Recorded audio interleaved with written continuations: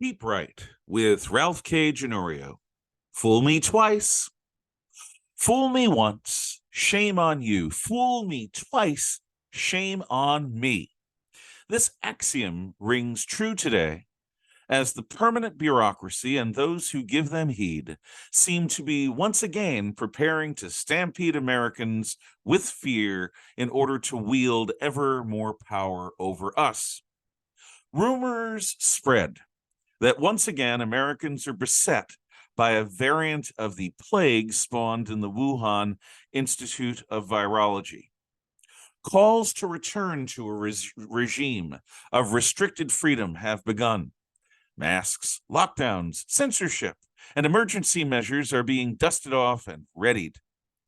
Hell no! This new totalitarianism in the name of disease control must not be permitted to gain sway. We actually allowed men like Anthony Fauci, Andrew Cuomo, and Tedros Adhanom Ghebreyesus to determine what freedoms we would be permitted to retain during the global pandemic crisis. We replaced representative government with the dictates of the World Health Organization, the Centers for Disease Control and Prevention, the Idaho Department of Health and Welfare, and even our local Panhandle Health District. This suspension of liberty during a protracted crisis is straight out of Weimar Germany. Emergency decrees and executive diktats are precisely the means used in 1933 Germany to empower one people, one nation, one leader. This is not the American way. Our federal republic persevered through crises from 1776 through 2020 without fundamentally sacrificing liberty. Freedom in America endured an international plague far worse than COVID-19 in the Spanish influenza pandemic of 1919. Freedom was maintained through a civil war, 2 world wars, a 45-year Cold War, and depressions both great and small. Before 2020, even in moments of utter terror, we did not betray ourselves or our Constitution. Then, because of the quiet fear that COVID-19 was a germ warfare experiment gone wrong, humanity panicked both within and beyond these United States. From Beijing, China to Boise, Idaho, the command went out for people to stop living their lives in order to slow the spread. Most of the world complied. Yet, COVID was not fought like any normal disease. This novel coronavirus was fought like a political ailment with psychological gambits, emotional propaganda, and overt censorship. Face masks were mandated, which had no capacity to stop such a small virus. Arbitrary distinctions were established, determining which activities were essential. Non-essential businesses were shut down. Liquor stores were essential. So surprisingly, were myriad activities conducted by the politically well-connected. A rules for thee, but not for me mentality proliferated, seeing lockdown violations like Gavin Newsom's enjoying fine dining in a restaurant with friends and donors, Nancy Pelosi getting her hair done at her favorite hairdresser, and Alexandria Ocasio-Cortez vacationing with her boyfriend in Florida. Unorthodox and experimental treatments were at once demonized and mandated. Ivermectin was damned as a filthy horse dewormer. Untried vaccines were forced, on the other hand, on unwilling citizens. This was worst of all. Institutions from academe to government required proof of vaccination as a prerequisite to engage in basic human activity. The ethos that forbids forcing people of sound mind to take medication against their will was summarily overridden. My body, my choice abortion activists often reversed their position where COVID vaccines were concerned. Science was once again politicized. The same tired model employed by environmental extremists to combat so-called man-made climate change were utilized with COVID, marginalizing and suppressing all dissent from their orthodoxy within the respectable scientific community. Even notions that the virus originated in a germ warfare lab that was proven to have conducted bizarre and immoral gain-of-function research for Anthony Fauci, among others, was deemed problematical by the government, media, and academia, and was suppressed. The public was manipulated. Compliance was touted as the best way to ensure the safety of others. Suddenly, one's personal choices became somebody else's business.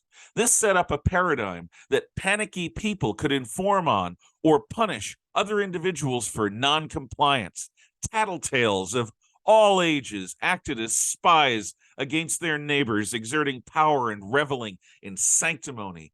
Good people cared enough about their neighbors' health that they wore masks, stayed home, took vaccines, and never questioned the official narrative. Bad people stubbornly and selfishly put their own personal scruples and reservations above the needs for public safety and above the common good. The science was touted as the new universal mandatory dogma. Latter-day white-coated witch doctors gulled whole populations with superfluous mumbo-jumbo, as their predecessors once did by casting chicken bones. The healthy skepticism, rooted in a disinterested and objectively valid experimental methodology that has always been essential to genuine science, was replaced by doctrinaire orthodoxies and holy inquisitions. Health officials became emboldened, and intimate power over the population was grasped by many leaders with relish. Extraordinary powers were maintained for as long as possible. It seemed that in the United States and around the world, a scenario for establishing global totalitarianism was being wargamed. None of this is a part of the American tradition. We do not rely on our government to protect us from ourselves and to rule us for our own good against our wills. The Republic is here to serve us, not the other way around. As Ronald Reagan once said, a government powerful enough to give you everything you want is a government powerful enough to take everything you have. We cannot rely on government to keep us safe from a disease. Looking at comparative COVID transmission rates between American states and institutions, which on the one hand suppressed freedom, and those who defended freedom, there is little difference. Florida, which remained recognizably American, was not significantly worse off than either California or New York, which corralled their citizens and treated them like children. Locally, students, teachers, and families in the Lakeland School District did not suffer more than other districts in the area because they refused to engage in restrictive COVID mandates. Authoritarian government did not, in fact, help anyone. All that will ever result from government intervention are programs like Red China's disastrous zero COVID policy. This had people welded into their homes, sometimes starving to death or being burned alive because they could not escape. Last December, China came closer to an anti-communist revolution than at any time in its post-1949 history, because this program was so universally detested. Even a dictator as powerful as China's Xi Jinping was forced to back off.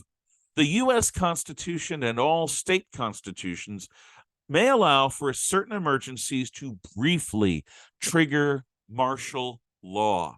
Such laws were never intended to become an ongoing and permanent way of life. Yet today, the emergency powers of the Federal Emergency Management Agency are chilling. Developed in the event of a global thermonuclear war, FEMA was apparently given dictatorial powers in the event of an apocalypse. As all bureaucracies do, this desperate and horrific mission has been expanded to include a much wider set of emergencies, all met with the same absolute power.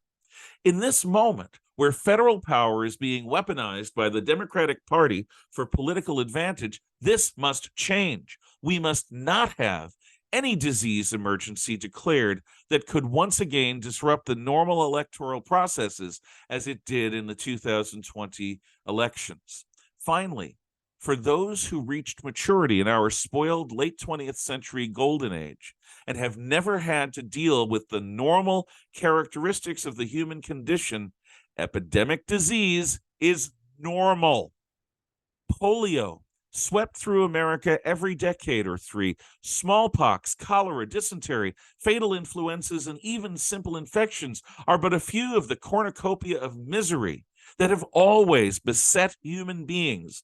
Yet, thanks to the happy confluence of penicillin, Salk's polio vaccine, and countless other wonder drugs, we in the West have been spared this implacable scythe of the reaper, regularly cutting through every community, regardless of social class or personal identity, at least for the last half century or more. Death by disease is normal. To pretend otherwise is delusional. No government's power can prevent us from being crippled and killed by nature. Tyranny cannot save us from the realities of human life. Never again must we permit ourselves to be corralled and branded like cattle. Never again must we give credence to those who argue that our safety lies in their control. Never again must we trade our freedoms for the illusion of security. If our leaders ever again try to exploit a crisis like COVID for political gain, we must engage in a campaign of total and absolute civil disobedience. We must follow the example set by Leo Tolstoy, Mohandas Gandhi, and Martin Luther King. Peacefully but firmly, we must absolutely refuse to comply.